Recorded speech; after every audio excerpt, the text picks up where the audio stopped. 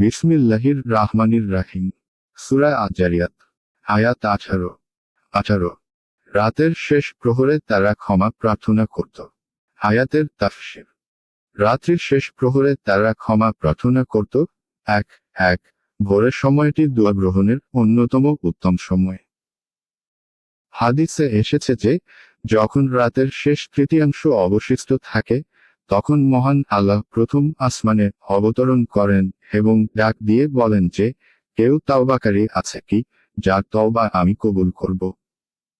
কেউ ক্ষমা প্রার্থনাকারী আছে কি, যাকে আমি ক্ষমা করব? কেউ কিছু চায় কি, যাকে আমি দান করব? এইভাবে ফজর উদয় হয়ে যায়। মুসলিম সালাতুল মুসাফিরিন অধ্যায়। আয়াত 19। এবং তাদের ধন সম্পদের রয়েছে অভাবগ্রস্ত ও বঞ্চিতের হক। আয়াতের তাফসীর। এবং তাদের ধন সম্পদের রয়েছে ভিক্ষুক ও বঞ্চিতের হক। এক বঞ্চিত হলো এমন অভাবীরা, যারা চাওয়া থেকে বিরত থাকে। তাই পাওয়ার যোগ্য হওয়া সত্ত্বেও লোকে তাদেরকে দেয় না।